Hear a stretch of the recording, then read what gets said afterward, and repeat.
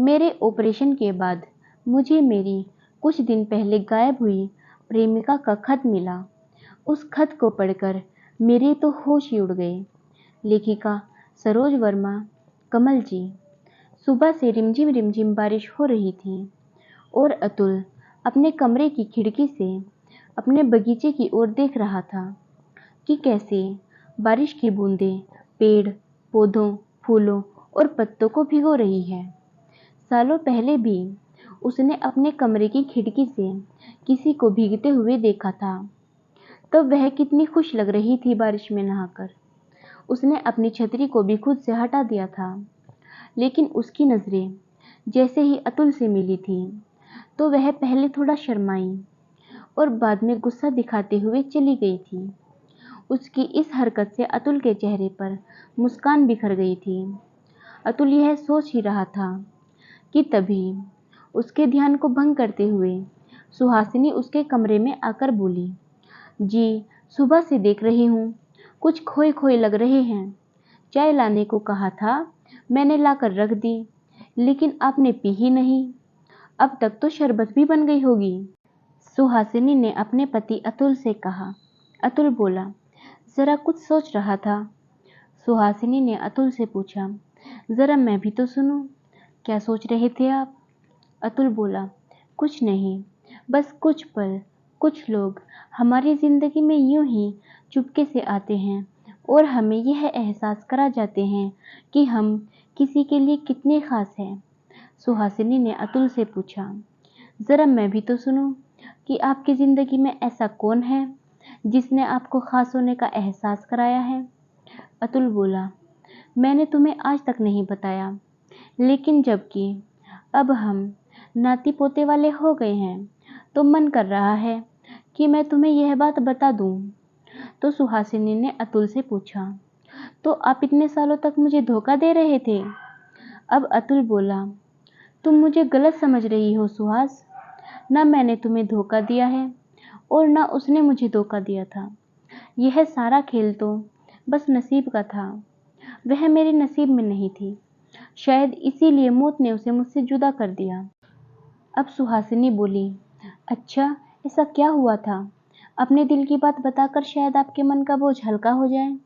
अतुल बोला, हाँ, आज तो मन का बोझ हल्का ही करना होगा, नहीं तो मैं ताउम्र जी नहीं पाऊंगा। सुहासिनी बोली, तो बताइए ना। तब अतुल बोला, तो सुनो। और इतना कहकर अतुल अपनी बात बताने लगा।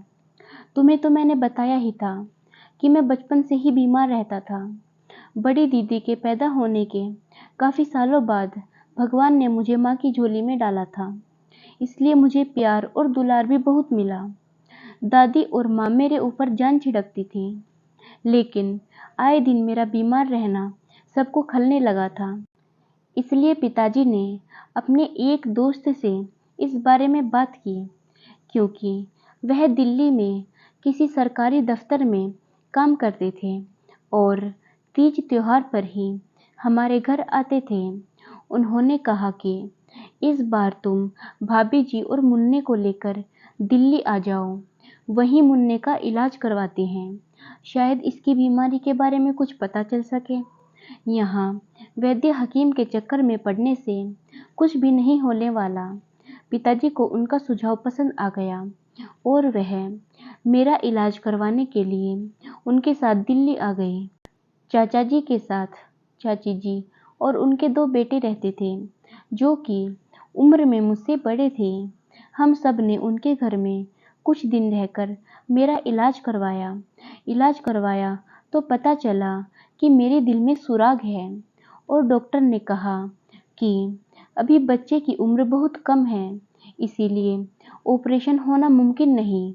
बस बच्चे को यह दवाई देते रहें और हर 6 महीने या साल भर में इसका चेकअप करवाते रहें, या आपके आसपास भी कोई बड़ा अस्पताल हो तो वहाँ भी आप चेकअप करवा सकते हैं। लेकिन बच्चा जब तक बड़ा नहीं हो जाता, वह ऑपरेशन का खतरा नहीं ले सकते। साथ साथ कुछ सावधानियां बरतनी होगी। डॉक्टर की बात सुनकर हम सब दिल्ली से लौट आए, लेकिन कई सालों तक मेरा चेकअप बराबर चलता रहा। कुछ परेशानियां तो आई, लेकिन कभी स्वास्थ्य इतना खराब नहीं हुआ कि हॉस्पिटल में भर्ती होना पड़े। फिर कुछ सालों बाद एक दिन ऐसा आया कि इलाज के लिए मुझे दिल्ली जाना पड़ा।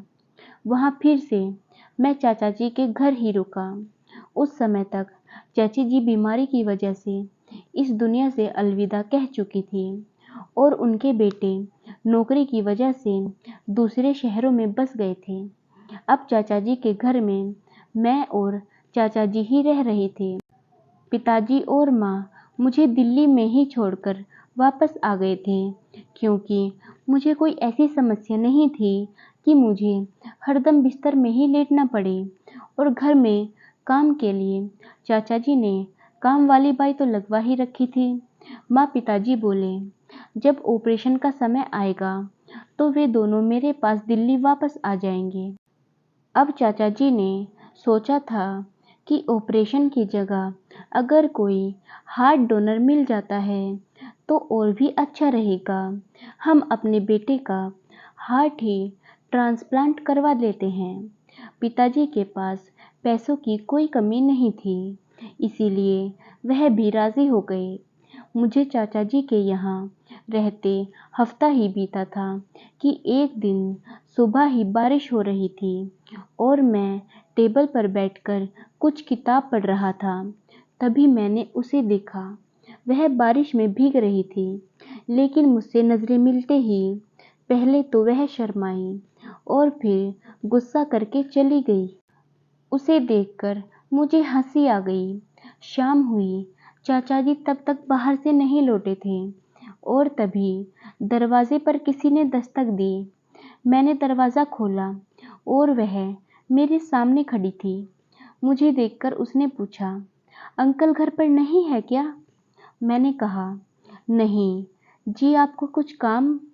वह बोली, जी कुछ नहीं, आज मौसम अच्छा था इसलिए पकोड़े बनाए थे, अंकल आ जाए तो उन्हें दे देना। और इतना कहकर वह पकोड़ों का टिफिन थमाकर चली गई। मैं उसका नाम भी ना पूछ पाया। जब चाचा जी लौटे तो मैंने उन्हें पकोड़ों का टिफिन देते हुए कहा, कोई लड़की आई थी और यह टिफिन देकर चली गई। चाचा जी बोले, संजीवनी होगी, लगता है लौट आई। मैंने उनसे पूछा, कहाँ गई थी जो लौट आई? वह अपने अनाथाश्रम के काम से हफ्ते भर के लिए बाहर गई हुई थी। सामने वाले घर में किराए से रहती है, मकान मालिक रहते नहीं हैं। वह अपने बेटे के साथ बेंगलोर में रहते हैं। संजीवनी के रहने से उनके घर में दिया बत्ती होती रहती है, इसीलिए बेचारी को रख रखा है। अनाथ है बेचारी, अनाथ आश्रम में पली बड़ी है और अब पढ़ लिख कर अनाथ आश्रम का सहारा बनकर उन सब का सहयोग करती है। अंकल ने जो परिचय मुझे संजीवनी के बारे में दिया, उसके परिचय मात्र ने ही मेरे दिल में उसके लिए जगह बना ली। अब संजीवनी से मेरी मुलाकात हो जाती थी। मैं उससे बात करना चाहता था, लेकिन वह मुझसे कतराती थी। कभी कभी ऐसा भी होता था कि घर में मैं और वह अकेले होते थे, लेकिन उसका मुंह ही नहीं खुलता था। न जाने मुझसे बात करने से इतना क्यों डरती थी। बस एक ही महीने के अंतराल में मैं उसे इतना चाहने लगा था कि अब मैं उसके बिना अपनी ज़िंदगी गुजारने के बारे में सोच भी नहीं सकता था। वह मुझसे उम्र में बड़ी थी, लेकिन उससे मुझे कोई फ़र्क नहीं पड़ता था। बस उसकी सादगी ने मेरे मन को मोह लिया था और किसी भी हालत में मैं उसे पाना चाहता था। एक दिन मुझे अपनी बात कहने का मौका मिल गया। घर पर कोई नहीं था। वह घर आई और चाचा जी के बारे में पूछा। मैंने कहा, ठहरोगी नहीं? उसने कहा, समय नहीं है। मैंने कहा, मैं तुमसे कुछ कहना चाहता हूँ। वह बोली, मुझे पता है। मैंने कहा, तो तुम्हें अपने नाम का मतलब तो पता ही होगा। वह बोली, हाँ, जो निर्जीव को सजीव कर दे, मतलब जीवनदान दे दे। मैंने कहा, तो मेरे प्यार को भी जीवनदान दे दो। वह बोली, समय आने पर दूंगी, लेकिन अभी मुझे जाने दो। मैं बोला, क्यों संजीवनी, आखिर ऐसा क्या है जो तुम्हें मेरे पास आने से रोकता है? वह चिल्लाकर बोली, मैं नहीं बता सकती।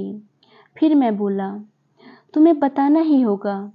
वह बोली, मैं नहीं बताऊंगी, कभी भी नहीं बताऊंगी। और इतना कहकर वह वहां से चली गई और उस दिन के बाद वह मुझे नहीं दिखी। मैंने चाचा जी से भी पूछा तो वे बोले, शायद अपने अनाथाश्रम के काम से कहीं गई होगी। इसी तरह 15 दिन बीत गए थे और मेरा डोनर भी मिल गया था। माँ और पिताजी भी आ गए थे, लेकिन मुझे किसी और का इंतज़ार था। हार्ट ट्रांसप्लांट का ऑपरेशन सफल रहा। जब मैं पूरी तरह से ठीक हुआ तो चाचा जी ने मुझे एक चिट्ठी दी जो संजीवनी ने मेरे लिए लिखी थी। इस चिट्ठी को पढ़ते ही मेरे होश उड़ गए। उसने मेरा प्यार कभी इसलिए स्वीकार नहीं किया था क्योंकि उसे ब्लड कैंसर था और वह अपना आखिरी समय काट रही थी।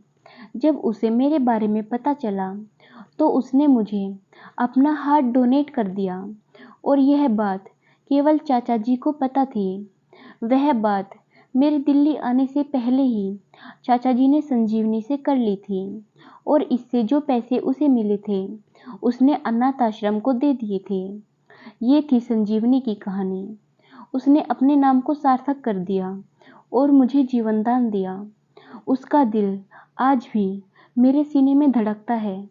इतना बोलते ही अतुल की आंखें आंसुओं से भीग गई। आशा करती हूँ कि यह कहानी आपको पसंद आई होगी।